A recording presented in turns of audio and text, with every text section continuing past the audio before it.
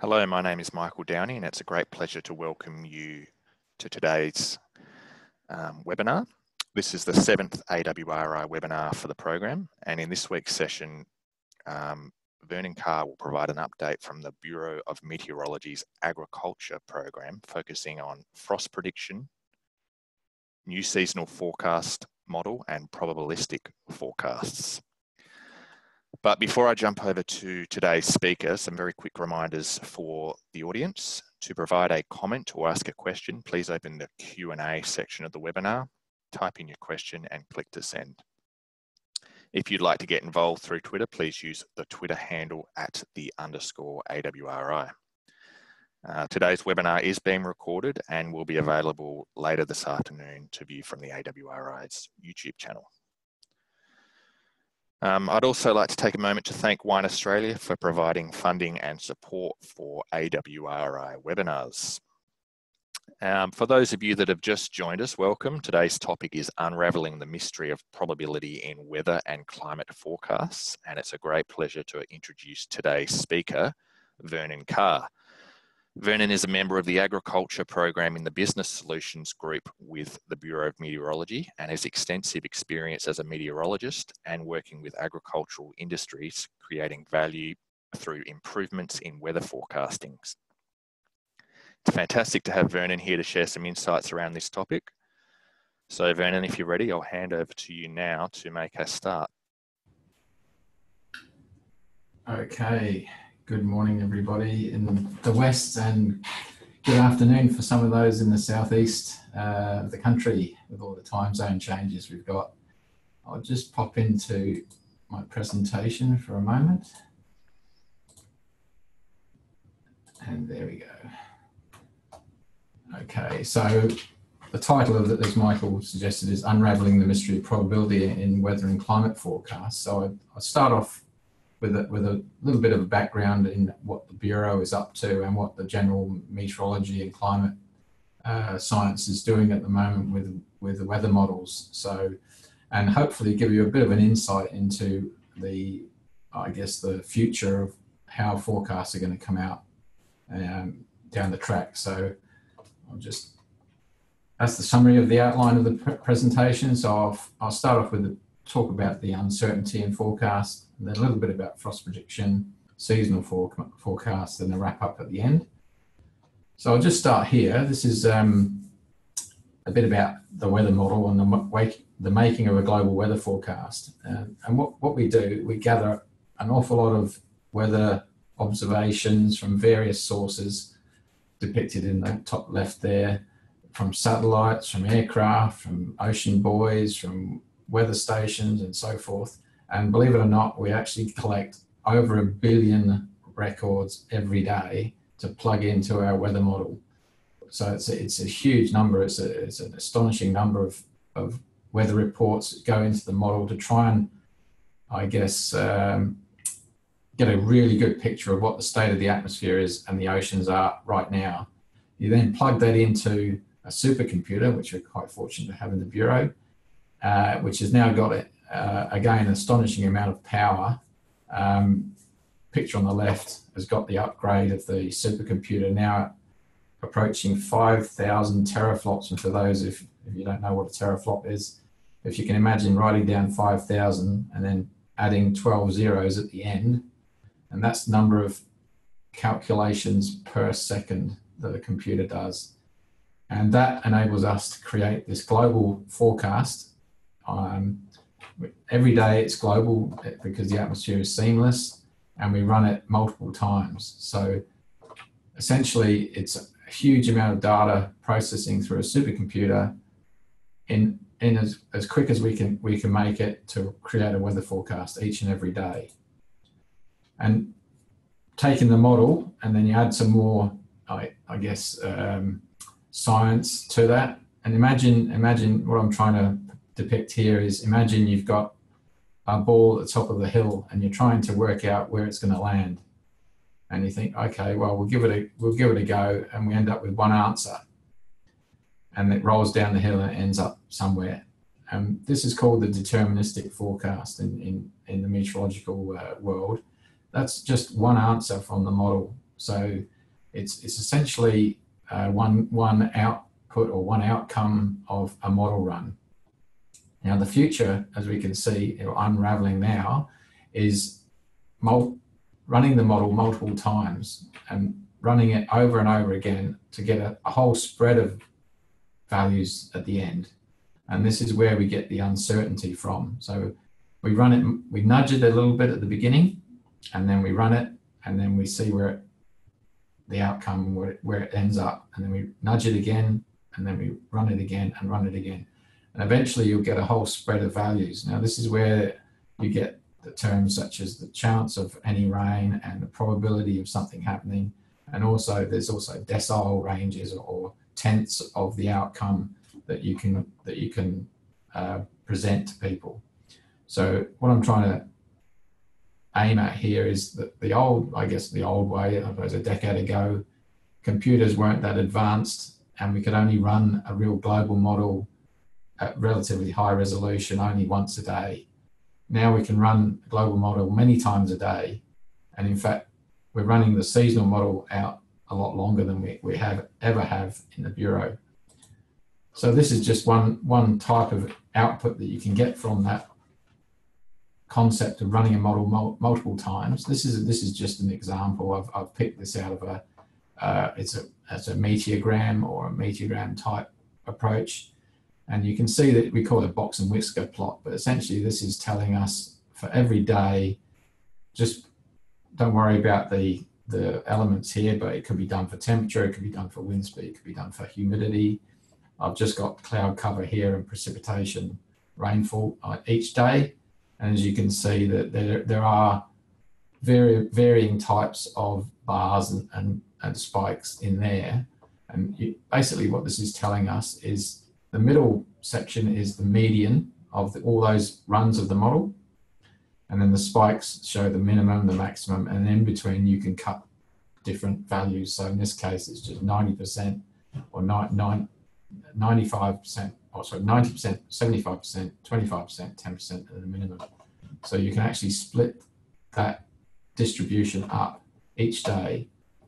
And essentially what this is telling us is, well, if there's a large spread in values, for example,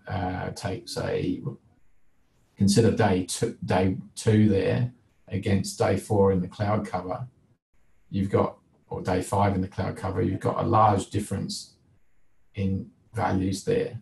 Whereas on the closer to the current time, you've got less of a spread, so it means you're more confident in the value. And as you go further out, say 10 days, they start getting really large. And so that basically tells you that the confidence in the forecast out that far is not that great, but it's still better than not using any information at all. So be aware that as time progresses, the accuracy does decrease and the confidence decreases. Here's another one, which is our seasonal forecast for the El Nino or the Nino 3.4 region. You can see in the middle there in the model runs, there's sort of grey lines, or there's the actual index there, and then it reaches the current model run, and you see all these very faint lines running out to the right-hand side. So that's about 100 model runs, and you can see the spread in those outcomes at the end. So again, the narrower the spread of these outcomes, the more confident you are in the forecast. So if you ever see these in the future, there'll be a lot of them of different types, but essentially what it is, it's trying to give an idea of how confident you are in the forecast and how well the model is doing, because sometimes the model will have a large spread and you really cannot base any real choice or decision on that. So just be aware that the spread of the values relates to your confidence. So here's another one, which is our public forecast. You might see that on our website and various places on our app and so forth. This one's always causing a little bit of misunderstanding. With the chance of any rain and the possible rainfall close to each other, a lot of people think what we're trying to say here is a 70% chance of 1 to 5 millimeters of rainfall. In fact, what we're trying to say here is a 70% chance of getting 0.2 in the gauge. In other words, a measurable amount of rain in the gauge. And then in the probabilistic sense, so it's a 50% chance of getting 1 millimeter and a 25% chance of getting 5 millimeters. So there's a 1 in 4 chance of getting 5 millimeters, or 1 in 2 chance of getting 1 millimeter, and a 7 out of 10 chance of getting 0.2 in the gauge. So be aware that when we're forecasting rain, and particularly in the public forecast, it's not trying to say 80% chance or 90% chance of a range. It's actually chance of any rain means chance of any rain in the gauge. So I thought I'd just throw that one in there because there has been a lot of misinterpretation of what we're trying to say here. So we're working on better ways to predict, to present this to the public, but just be aware. Sorry, there we go. I'll just go in quickly to our frost prediction service. This is recently developed for, we're piloting a service for a vineyard in South Australia at the moment. And this is, I guess, an example of the type of weather pattern on the right-hand side that happened this year, actually, where some severe frost occurred in the South Australia area. So what we can do here is almost get concepts of the synoptic or the weather patterns of the day, which are conducive to frost developing. And if you watch these every day, you can pretty much see when the risk of frost increases. And another thing we've picked up on is that frost over a particular area or vineyard particularly can be quite variable across a property and can be very sensitive to wind direction, can be very sensitive to cloud cover during the night, and also the ground covers and all sorts of things. So there's a lot of factors that go into creating a very impactful night, if you want, and including the other things like humidity as well, which are quite important. So what I've done here on the next slide, I'll just go to the next slide. I've tried to sort of summarize a recipe for frost, which is basically take a good amount of cold, dry air, which is usually after the passage of a cold front, and in this case, the one that's heading out across the Tasman Sea. Add a clear sky, drop the wind speed down, add a low-level inversion, and leave it overnight. So if you get all those factors happening all at once, then your frost is very, very, very likely. So moving on, this is just one example of a way of depicting a forecast. This is a 7-day forecast for minimum temperatures. And what we've tried to do here is indicate risk areas or risk profiles in colour and also figures. But at the same time, we're giving a sort of estimate of the confidence of the forecast. When there's at the top line there, we're trying to give a spread of the numbers between the models. So the lowest expected minimum, the highest expected minimum, and so on. So it gives you an idea of if that range is very high, then the confidence is quite low. But if the range is very small, then our confidence is high. So we're trying to present both of those aspects in the forecast.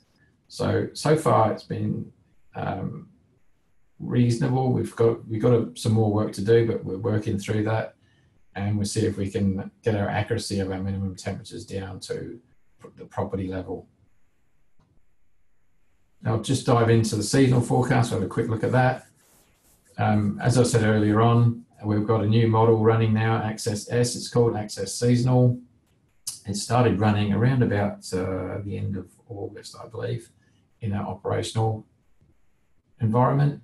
It's a 60K by 60K resolution model. However, we do downscale it in the Bureau to 5 kilometres squares across the country. So there's a bit of post-processing involved there.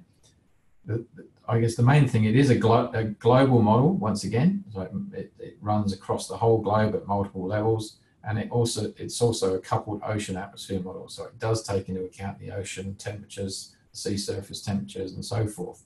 So in a sense, it's already got the El Nino effect and the Indian Ocean dipole effect modeled into it.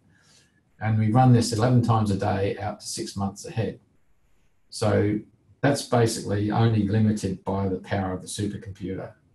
So at the moment, we've chosen 11 runs a day, but when we combine them into 99 runs, taking the last 9 days worth to get the output. But no doubt in the future, we'll see computing power increase. So there's likely to be more runs a day, probably a higher resolution, probably more levels, and so on. So eventually it's starting to model the globe very many times a day out to 6 months, maybe longer in the future. And once again, we'll be looking at probabilistic outputs for that. So it'll be very much in the sense of what are the chances of getting X or Y. So here's just an example of what it used to look like on the left, 250 kilometre square grids across the world. This is just Australia depicted there. When you downscale it 60 kilometres and post-process it, you get the right-hand image. So you can see quite a difference there. Even for the first time, Tasmania is being modelled, and for the first time, the dividing range has actually appeared in the outputs. So that's a good sign. So we can tell that our model is resolving that pattern. So this is the current output. I've just picked southeast and the southwest Western Australia for the viticulturists in the room. So this is our November to January forecast. You can see that there's a relatively modest dry signal now. It was a lot more emphatic before the last month's run. Now it's starting to ease back. So we're looking at, just below average rainfall for most of the region. Southwest Victoria, Southwest Adelaide, Southwest South Australia look like a fairly dry signal for those 3 months. And in WA too, just a touch of dry, but mostly on average for the summer rainfall. Temperatures, of course, compared with the long-term mean, obviously are above average on both, well above average, and very emphatically saying above average for most areas, except the coastal fringe. So this is both November to January again for maximum temperature.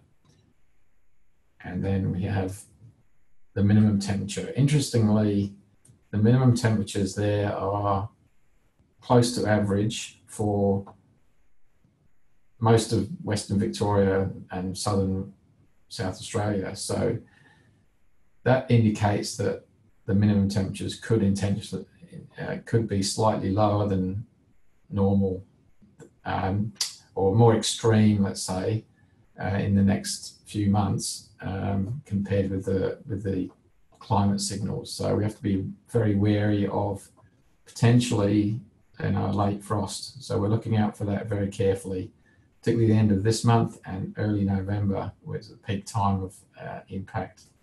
So in other areas in New South Wales look quite reasonable, and WA looks okay as well. So not too much of a risk there, but bear in mind that in the east there is a heightened risk of some overnight lower temperatures than normal. So I'll just start to wind up here with the key messages. Once again, the forecast in the future will become more and more probabilistic in nature and ensemble based. And what I mean by that is the multiple model runs. So there'll be, potentially 100 runs a day and so on. Plus the fact we may even see longer lead times. So at the moment, our model runs to 6 months. I'll put it out there now, but I think probably within a decade, we will see 12-month forecasts almost routinely. And obviously the skill will increase in time with more power and more observations of the state of the atmosphere and ocean. So cross fingers, just imagine in 10 years' time, you have a 12-month for a whole season forecast in your hands. However, they will be my overwhelming sort of drive I can see now that it's happening. It'll start to move away from just the one answer to a spread of answers. And then you have to consider what your level of risk for the work you're doing. So, what's your tolerance of changing your main decisions? Will it be 50%? Will it be 75%? Will it be 90%? or even some people would even pick 20% and still make a change. So those are the sorts of things for consideration in the group. Hopefully generate some questions around what this all means, but also just to wrap up, remember with the rainfall forecasts, you have to switch the values. So the higher the rainfall amount in the forecast, the lower chances of getting that amount of rain.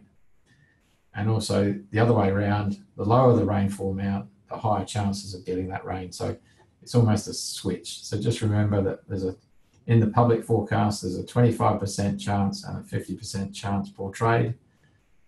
Just switch them around. So the low number goes with 50%, the high number goes with the 25%. Hope you're following me with that one. And that's pretty much wrapping it up. I think I'll hand back to Michael. Great, thanks very much for that, Vernon. Certainly has unravelled some of those mysteries, as you suggested in your title. We're going to roll straight from here into a Q&A. So Vernon will stick around for a little while. If you've got any questions regarding this topic, please start sending them through. Just a quick reminder, if you want to ask a question, just click to open that Q&A part of your webinar toolbar and type to send your question through. So we do have a question here. A couple have come through already, Vernon. Yep. Is there an opportunity to provide additional forewarning on weather extremes such as heat waves, thunderstorms, similar to the frost warning that are already?